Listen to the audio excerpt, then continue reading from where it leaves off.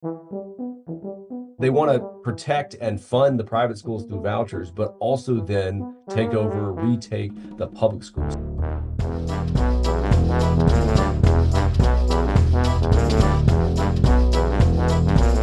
You're listening to Good Faith Weekly. I'm Mitch Randall. And I'm Missy Randall. We're here each week exploring the intersection of faith and culture We find people who stand up, speak out, and step forward. for inclusion, freedom, and justice for all. It's time for Good Faith Weekly. Brought to you by Good Faith Media.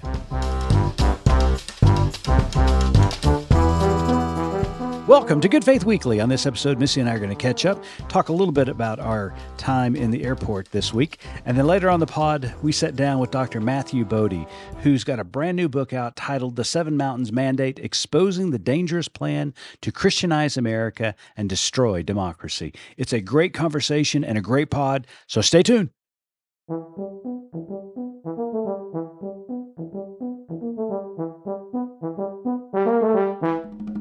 Hello there, Missy. Hey, how are you? I'm well, and you? I'm good. I'm kind of snickering to myself a little bit because Okay.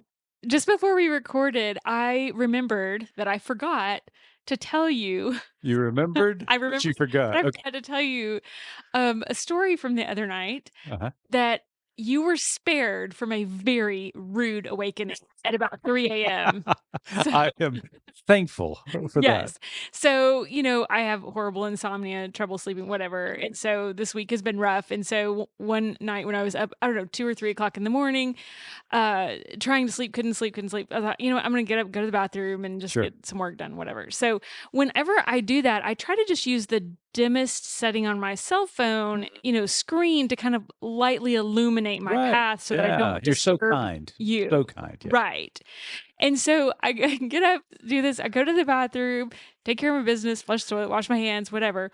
And then I grab my cell phone to, again, illuminate the screen. And I turn off the bathroom light, illuminate the screen, then I'm going to quietly tiptoe back Right. to the bedroom. Well, as soon as I turn off the light in the bathroom, I heard a frog. Like, ribbit. Oh, is I Froggy can't even do back? that. Ribbit, ribbit, ribbit. It was so distinct, like quiet, but I could hear it. And I Right. was like, oh crap. Because those of you who listen regularly will remember about a year ago this It time, was about a year when we ago. were Yeah. renovating the little house that we live in now, I came upon a tree frog in our toilet Yes. one day, which completely freaked me out. So I hear this happening and I'm just like, oh. Right. So I get down to the toilet. It sounds like I look in the toilet. There's not a At frog. 3 o'clock in the morning. It's 3 o'clock in the morning. And then I put my ear down in the toilet, Oh. leaning down. I'm like, Well, you were brave. where's the sound coming from? Because the other thing about me, the listeners might not know, is I cannot tell where sound is No, coming from. no idea. No. My ears hear differently. It causes a lot of trouble. I might think something's coming from the kitchen when it's coming from the front yard. Right. It's terrible. So anyways, so I go about trying to investigate where the frog is because I'm kind of freaking out. Yeah. My ear's down in the toilet. I'm hearing it, but I can't tell if it's coming from there. So I was like, so then I go to the bathtub, put my ear down in the bathtub. I'm like, no, I can't tell if it's coming from there. So then I think maybe this is in my head. So I stand there for a minute, Uh-huh. turn the bathroom light back off, and I'm like, no, I hear a frog. Okay. Definitely a So, frog. Definitely a frog. Listen in the sink. I'm looking under the sink. I'm trying to find this frog that is in our bathroom, and I'm kind of freaking out. Right.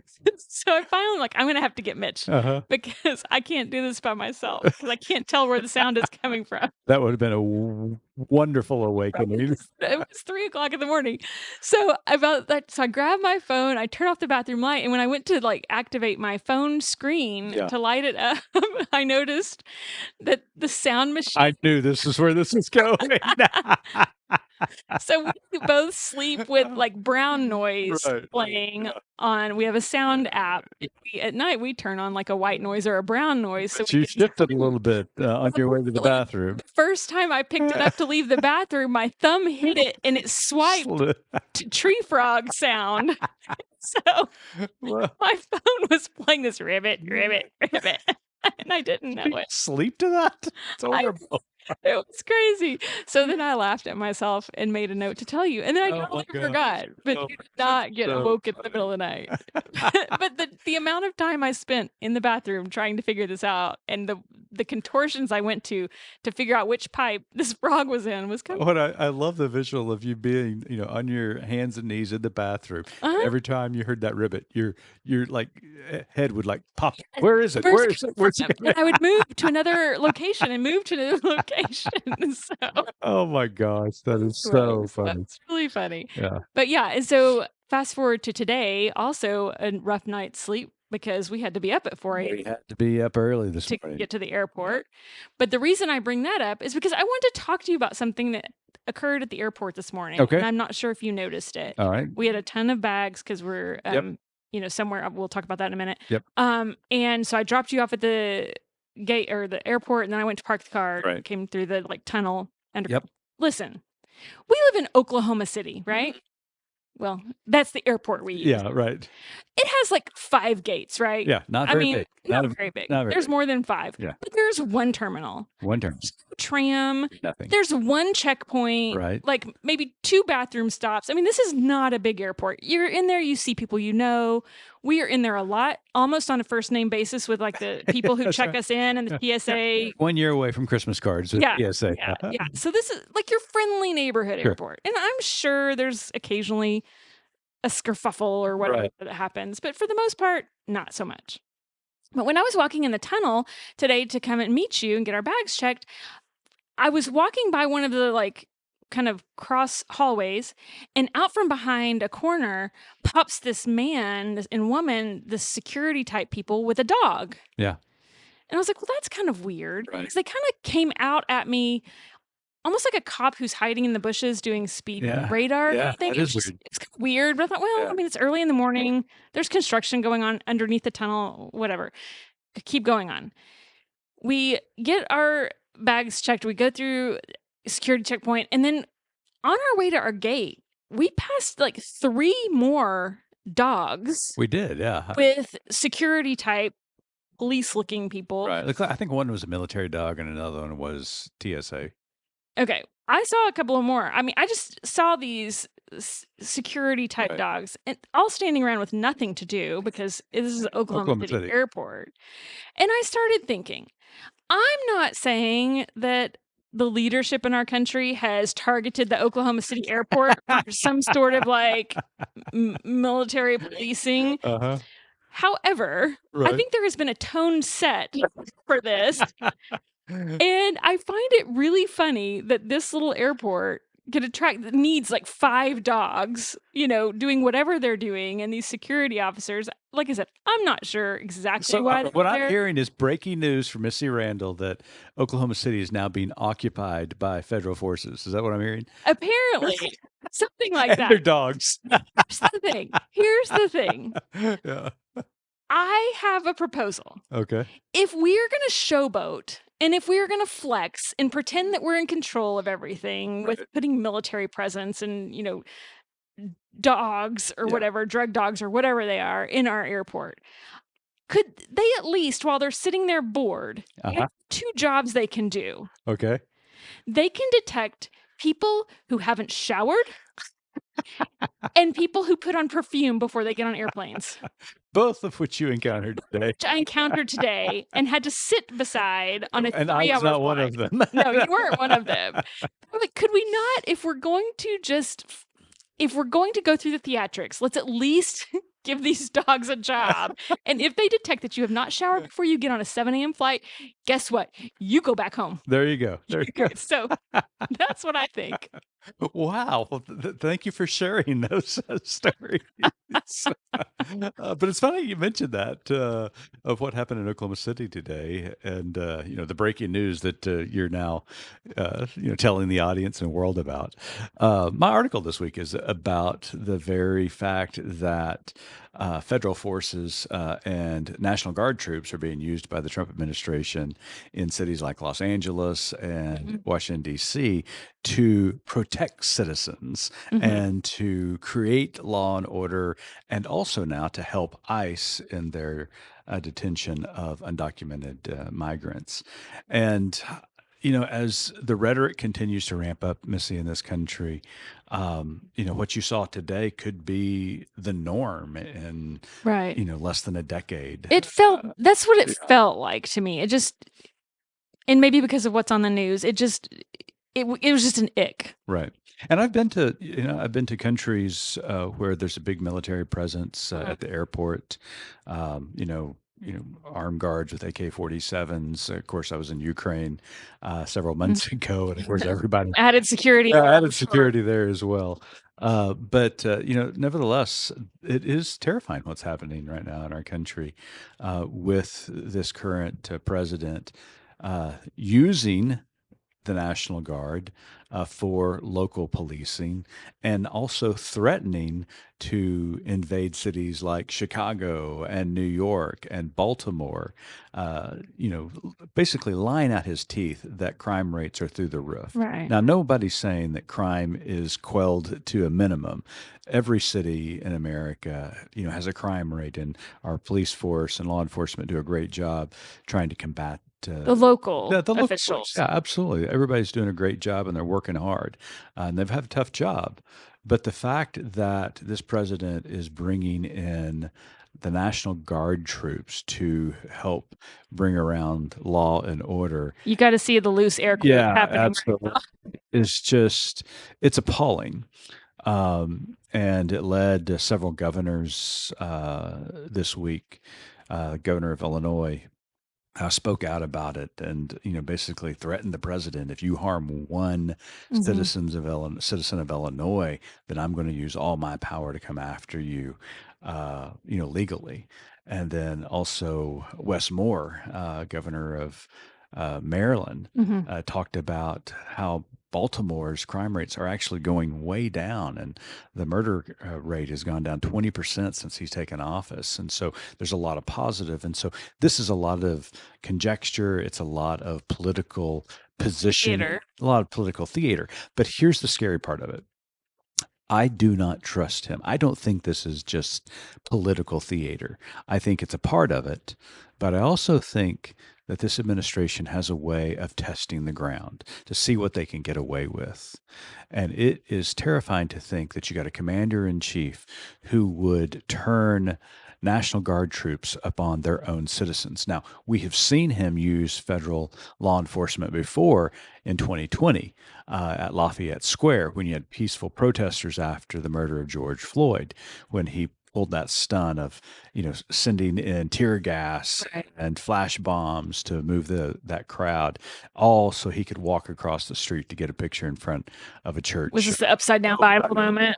Absolutely. Yeah. So he's proven the fact that he will use force against peaceful citizens. And so this is really terrifying. It also should terrify the military as well. And I think a lot of the top brass are speaking out because it only takes one incident, like back in 1970 at Kent State University in Ohio, where National Guard troops opened fire on student protesters protesting Vietnam and killed 7 students and injured many more. And so this is a powder keg.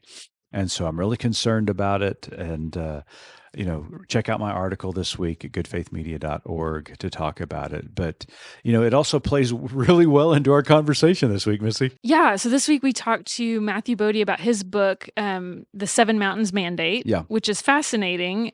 It really is fascinating. And, we've had guests on before to talk about the 7 Mountains Mandate. Matthew Taylor, for example, we also had Carrie Ladner talk about it a little bit, and then some others have alluded to it. But Matthew really dives deep into the 7 Mountains Mandate, especially its connection to Charlie Kirk and Turning Point USA. Right. And for those of you who know about the 7 Mountains Mandate or have heard about it but not sure what it is this quote unquote biblical mandate that Christians should take over. Loose air quotes. Should take over these institutions within the United States, such as religion, family, education, government, media, business and economy, and arts and entertainment. And some are even say now because of COVID that they're saying that they're trying to combine some of those, because it's always got to be the numbers. It has to be 7, the holy number. Take over science and technology. because they realized how important that is. And so now what, they're trying to do, they're trying to take and dominate the world. Sarah Diamond mentioned it years ago in her book, Roads to Dominionism, and that this is an ideology that has no interest in democratic principles, that has no interest in empowering people to participate in the democratic process. Right. They want to rule and dominate the culture, and make no bones about it. That's exactly their goal and their strategy right now. And we are seeing it take place before our eyes.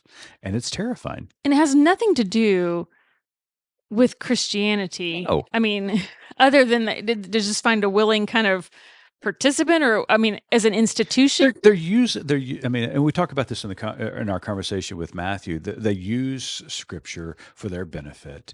They use the person of Jesus. They may invoke Jesus' name a lot, but they never talk about what he said or what he did, because that's problematic for them. Right.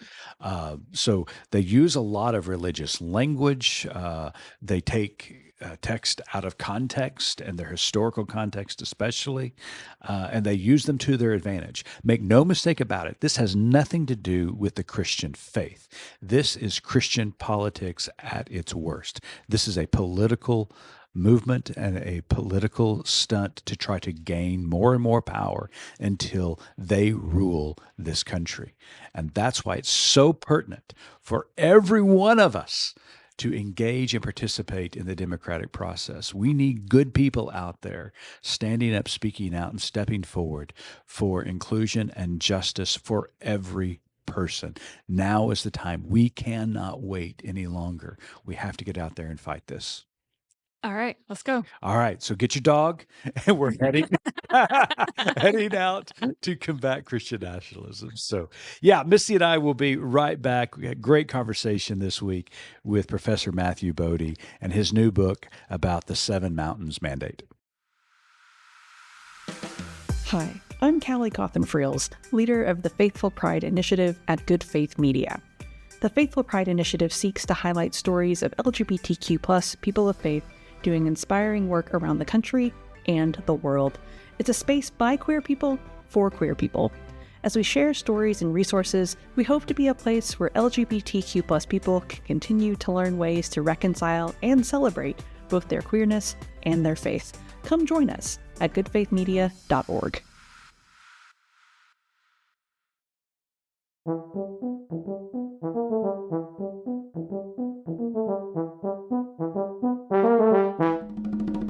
Welcome back to Good Faith Weekly. On this episode, we've got a very special guest with us. Dr. Matthew Boedy is one of the foremost experts on Turning Point USA and its founder and CEO, Charlie Kirk. Boedy exposes their role in perpetuating Christian nationalism in the United States and their threat to democracy. With a background in journalism, an MFA in creative writing, and a PhD in rhetoric, Boedy currently teaches rhetoric and composition courses at the University of North Georgia. The professor's newest book, Seven Mountains Mandate, Exposing the Dangerous Plan to Christianize America and Destroy Democracy, is currently available wherever you purchase your reading material. Professor, welcome to Good Faith Weekly. Oh, I'm happy to be here. So, Professor, just congratulations. You have done your job. You have sufficiently terrified me. So You're not the first person to say that. I feel a little like back in high school, my friends were forcing me to go to haunted houses, and I just do not like doing that. So having this conversation is a little like that, but it's important. And I just want to know, back in my day, the plan to Christianize America was just more about convincing everyone they were going to hell. So, I mean, what happened? I do think there's been a turn, and I'm in my 40s, so I can date back as well, that there was this turn from the personal evangelism, right, and the hell, to institutional dominion or taking over. And I think that's the significant emphasis we should take away from words like Christian nationalism and Seven Mountains Mandate. They're not in it, or not in it primarily for the evangelism. The groups involved in Christian nationalism are not in it for mass evangelism. So when they say Christianize America, they don't mean convert the majority of people. So while they do talk about the gospel at some point and talk about individual salvation, they also want to talk about institutional takeover. So before we talk more about the book's content, tell us how you were introduced to Turning Point USA and Charlie Oh, Kirk and wow. how you ended up on the professor watch Oh, it's list. a good story. So, Turning Point USA was a relatively unknown organization for several years. It started in 2012, and then, it tried to do particular events or things to make it go viral, and it did in 2016 when they started what they call the Professor Watch List. And it took several names of professors, including me, and put them on a list on their website and spanned that list out through all their different platforms. And it grabbed hold of people so much that so many professors responded and wanted to add their name to the list. And I think that this list was not new, or this tactic was not new. There has been listed professors dating back other decades in the 90s. So they were repeating other anti-higher education attacks. Now, I was put on the list because I wrote a simple opinion piece for my local newspaper suggesting we should not have concealed guns on our college campuses, which was a bill that we're debating at that point. It was signed into law several years ago. So I was merely put on a list for sharing my opinion, which Yeah. coming from a group like Turning Point that it claims to be for free speech is just heavily ironic. Right, absolutely. So, Professor, we've had some guests previously on the podcast, Matthew Taylor, Carrie Ladner, that have talked about Christian nationalism as well as the Seven Mountains Mandate. But in the book, you actually quote and reference one of my all-time favorite books about this topic, and that's Sarah Diamond, The Roads Mhm. to Dominionism. And you can ask Yeah. Missy, I quote her all the time in my conversations. So before we talk about some of the specifics about these seven mountains, just real quickly for our audience, could you give us a quick overview about what the Seven Mountains Mandate is?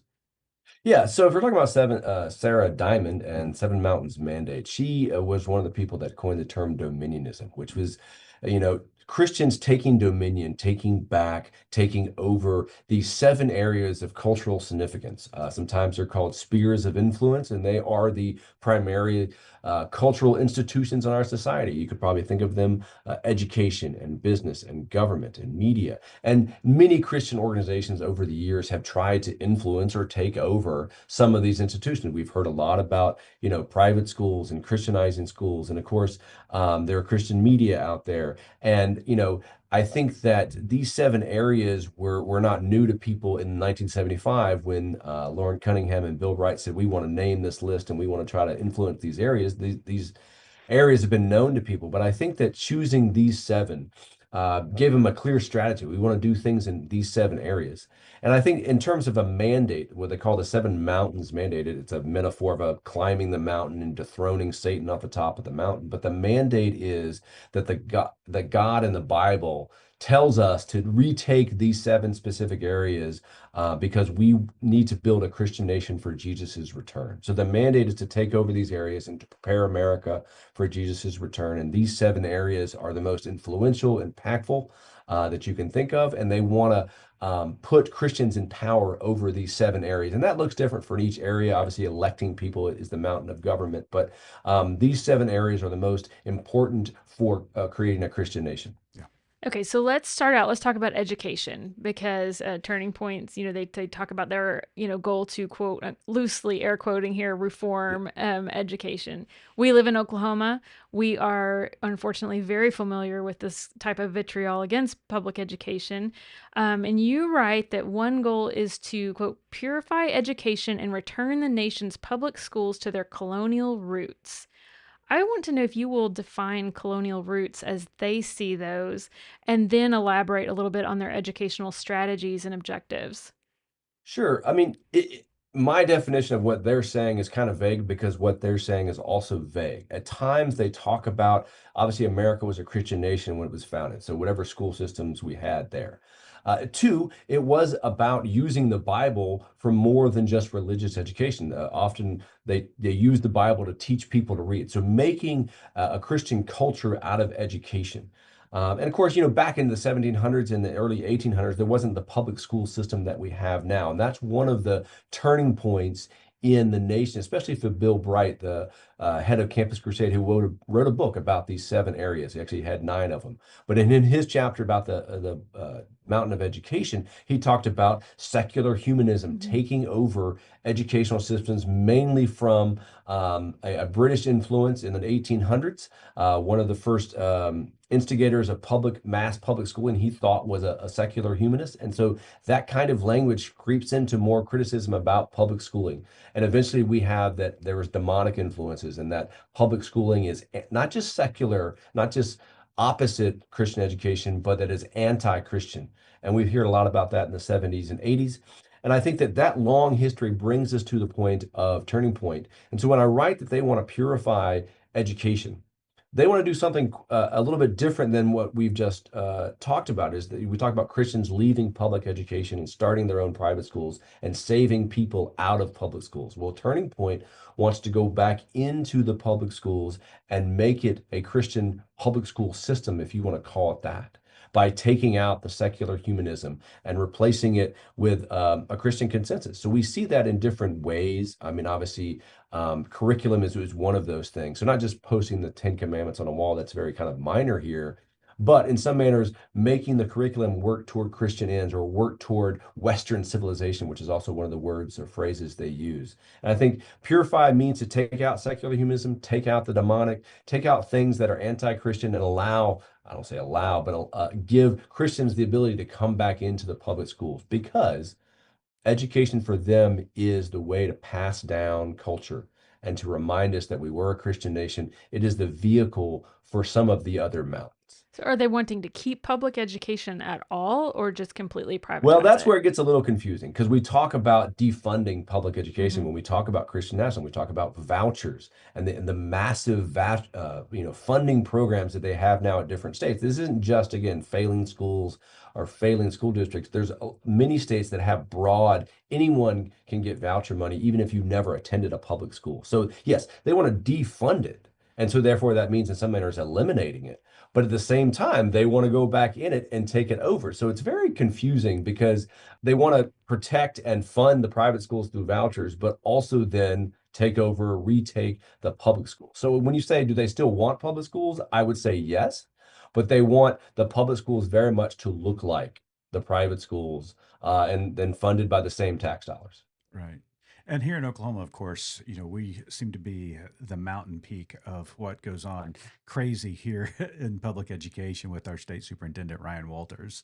And, just recently, the new curriculum that he is imposing upon teachers, a lot of teachers are, refusing to teach it.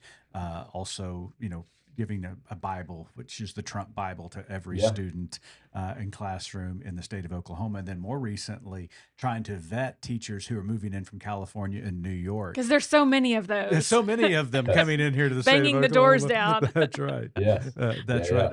But really, all of this is concerning. But one of the things that we've tried to keep focus on has been the utilization of PragerU and the Yeah. attempt to get PragerU into the public classrooms. It's an approved curriculum here in the state of Oklahoma. A vast majority of districts are refusing to teach it, but it is now an approved curriculum. And it is a reconstruction of American history through Christian Yeah. nationalism lenses, even to the point of saying, slavery was better than death. And it's just really asinine. It is infuriating to see that this now is being trying to push on our students here in the state of Oklahoma. I mean, Dennis Prager is a mentor to Charlie Kirk. So Right. I think we should say that first. And Oklahoma is not the only state that has allowed PragerU to have their videos into the curriculum. But I think, I don't know, cartoonish nature, both kind of symbolically making fun of it, also it's literally cartoons for PragerU at some point, Mhm. shows you just how, they wriggle their way in. I mean, they have different ways in which they do it. Passing out Bibles is one of them. So it is not just merely one superintendent saying it is a large campaign. But I think with PragerU, it comes across as, a university, as something that's legitimate, and it's Mhm. certainly not. And I think Turning Point, has similar videos that they try to use and all, but I think they're interested in more, I would say brick and mortar, but they're interested in homeschooling and making homeschooling the vital the vital thing for states. So offering more voucher money. And I think Turning Point and PragerU are definitely partners in this strategy. Yeah. And there seems to be a constant theme throughout the entirety of the book. And I would sit here and love to talk about all 7 mandates if I could, but we just don't have time to do it. Plus, we want people to go buy the book and read the book. But the running theme throughout the entirety of the book in each of these mandates is that this is an attack on democracy, and that it is an attempt from reinstituting a patriarchy to the section on biblical citizenship. You point how this heresy and political strategy is dismantling democracy, and maybe the goal is to replace it with some type of theocracy here in the United States. So, Yeah. can you point to specific instances where we're seeing that play out today, and then maybe warn us about what's in the future if this continues to be the road we're heading down as a country? I think that replacing democracy means one, eliminating voices of people that are here, whether they're citizens or not.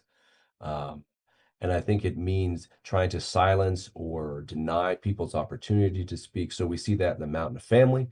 The traditional nuclear definition, Turning Point definition of family is the definition that they want to pursue both in policy and in law and in cultural entertainment. So they're trying to silence or mock to be silenced, anything along those lines. I think sports is a good example of that.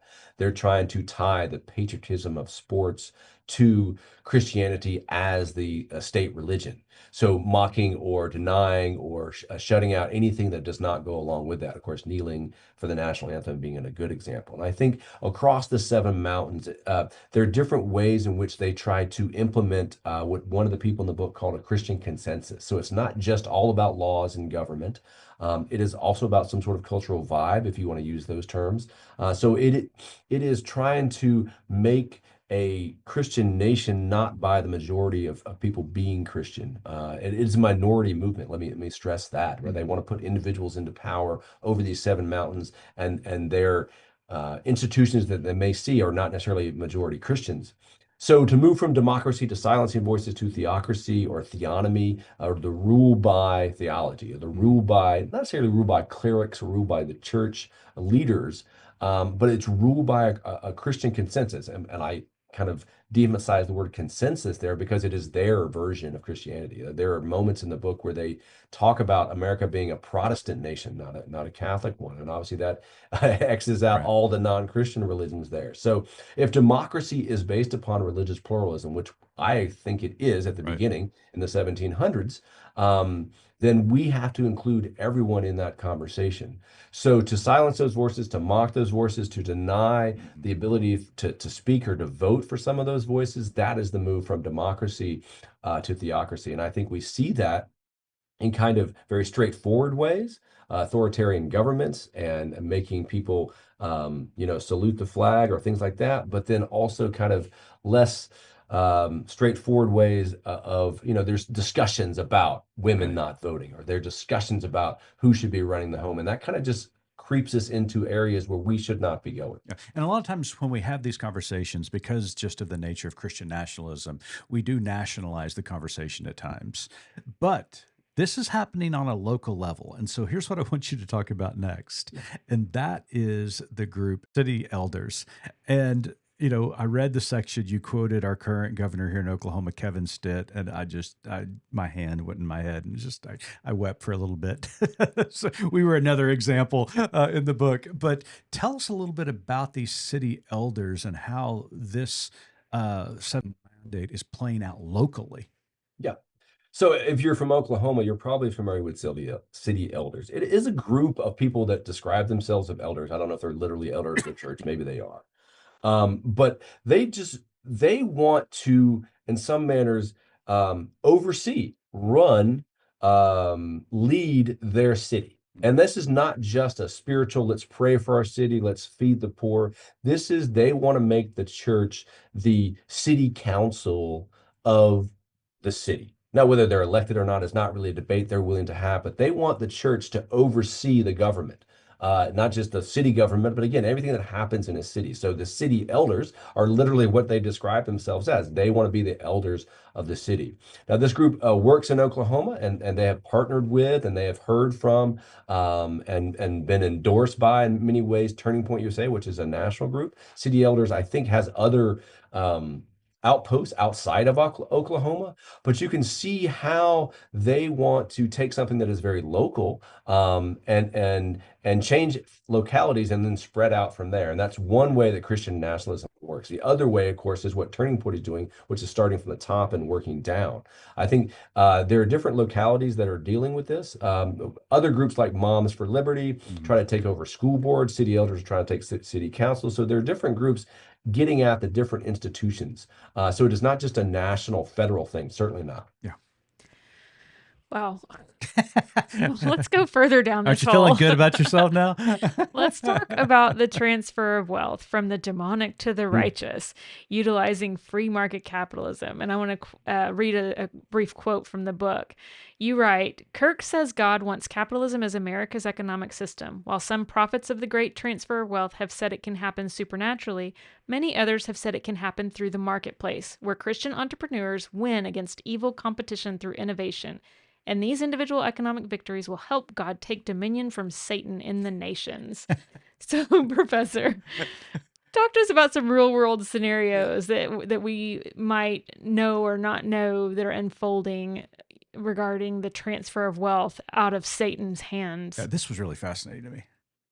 Yeah. So, if we think about capitalism and whatever it is your opinion upon that, it is the making of money and trying to, in this case, Christian capitalism, using that money for God's kingdom. So they so much want to make rich people so those rich people will use their money for God's kingdom.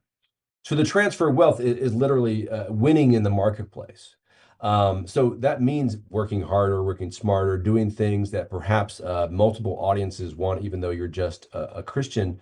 And I think that the setup, though, between not stealing money, but transferring money from evil people or evil companies, they don't ever name who those are, but we can think about a group they've attacked and people they think that will go woke and then go broke, those type of things. And I think that what they're trying to set up is a competition where God has already won. And then sort of they will set up policies that will help these small businesses or these entrepreneur things and take off government regulation. So you can see where the free market is part of this. Now, that is not necessarily a biblical doctrine to everybody, but the idea that they're going to transfer wealth has been around since the 70s. And I think I try to trace that actual phrase and where it came from. And it came from a free market capitalistic group in the early 80s. And the spiritual side of the Seven Mountains Mandate have taken it on. And it is fascinating to watch how they have tied making money to Christianity, which has often not been tied as well. And I think making rich people so that they will fund Christian activities is their anti-government message. And I want to bring it back to that. It's defunding the government, whether it's state government or federal government, and not having enough money in the state budget means, oh, the church will take care of it. We've heard that about healthcare for several years, that if we just defund healthcare and Obamacare, churches will step in the place. That has not been the case. And I think this is one of the ways in which they advocate for this. If we have enough rich people on the Christian side, we will have a good society. Well, and rich people are famous for funding Christian, principled businesses and organizations. Am I right? Yeah, absolutely. So, Matthew, I mean, in this section, this really just spurred a lot of thought internally for me because you talk about this transfer of wealth, but the reality is the infrastructure is there. And on a smaller scale, we see that we talked about education a moment ago, and you mentioned vouchers. I mean, this transfer of public money into the private sphere, especially within religious institutions. We're seeing the Trump administration go after law firms, certainly public universities and Oh, private yeah. universities, and they're settling with this administration. And you're starting to see this transfer of a lot of money into somebody's coffers, and it's a really interesting juxtaposition if you start thinking about where is the money starting to flow. and where is it going? And then also to throw another wrench into this machine, you got crypto and Right. just the deregulation of that.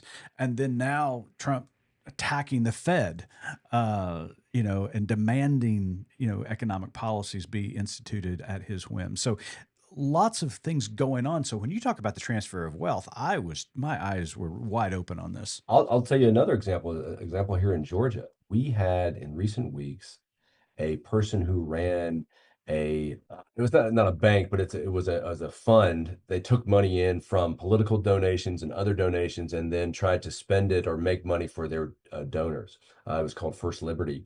And the feds, the Department of Justice, are charging this organization with fraud, with being a pyramid Right. scheme. And I wrote about it because the person that ran it was a Seven Mountains Mandate advocate. He went to a church that taught this. Hmm. So this idea that this person could raise a lot of money from political donors and other people and say, we're spending it, we're making it for God's purposes, and then of course we're doing stuff on the side that would be illegal. That was the perfect encapsulation of what you're talking about at its state level. Right. But if you think about different organizations around in different states doing that, and then you have the federal level, there is a massive amount of money going to particular people. I mean, just one example, of course, is the trade deals that Trump Right. is striking. He's saying at times, "Oh, they're going to give me $500 million to spend any way that I want." That's what he says, of course. I mean, that's exactly what is happening. Is you are making the rich people more richer in several different ways, Yeah. and then that does not trickle down in terms of economic prosperity to the rest of us. Yeah, and the hypocrisy of it all is that they try to tout free markets. In reality, it's not a free market because they know they lose in the free market, just like they lose in democracy because the majority will outvote them. And so Yeah. what they do is they change the rules or manipulate it. So it's not a free market, it's a manipulated market. And it always leans towards their advantages. Yeah, and that's why I write about, you know, I think red states in California. Charlie Kirk and his group always wants us to be afraid of California. California's coming for your state. So their answer is to make the red states more redder, and that's not just politics.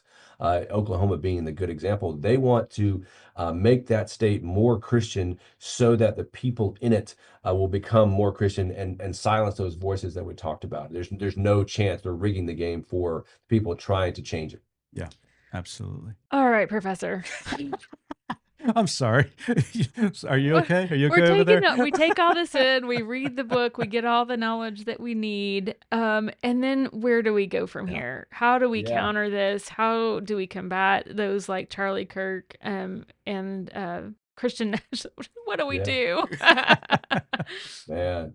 So to answer your question, I was writing the book and I think I was not offering enough direction for people to go. And so I tried to add those last paragraphs in each chapter about democracy, what we should do. And I think one of the lines that I wrote was that, we have to rebuild the country road by road or church by church. So if you take the Seven Mountains Mandate as the nationalizing of the institutions, we should take over these institutions. The answer has to be we have to go back to communities. We have to go back to local churches doing local things. If we try to match their institutional fire with our institutional fire, we're kind of doing the same thing. So I think that in terms of your question, it has to be people based. It has to be relationship based.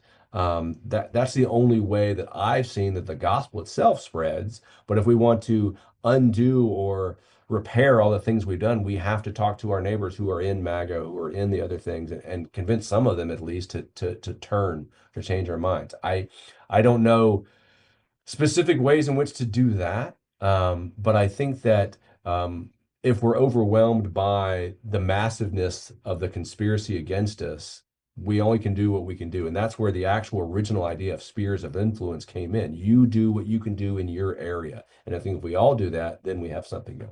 Absolutely. At Good Faith Media, we encourage people to stand up, speak out, and step forward, and take care of what we're committed to, and that is faith and democracy and living those out in a very inclusive and just way. So, Professor, thank you so much for joining us on Good Faith Weekly. Professor Boedy's book is The Seven Mountains Mandate, Exposing the Dangerous Plan to Christianize America and Destroy Democracy.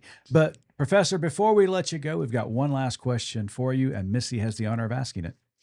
So, Professor, as you know, our tagline at Good Faith Media is "There's more to tell." So, in light of your work and our conversation today, what is your more to tell? Well, I'm giving a presentation to a Sunday school class in 2 weeks. And I think that here at my local church, and I think that this show here has tried to help me prepare some of the answers because they're going to want to know more than just the negative information. They're going to want to know what it is they could do differently or do more of. And so that's the more that I have to say is in 2 weeks, I'm doing a Sunday school class.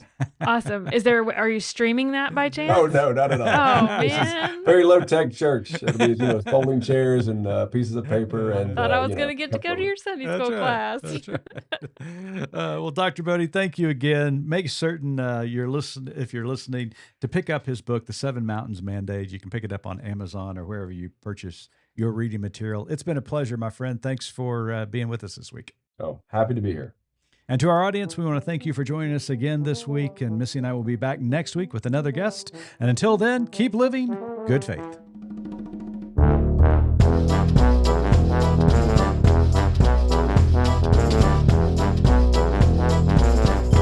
You've been listening to Good Faith Weekly, hosted by Mitch and Missy Randall. This weekly podcast from Good Faith Media discusses matters of faith and culture. Subscribe wherever you get your podcast and give us a like and a glowing review.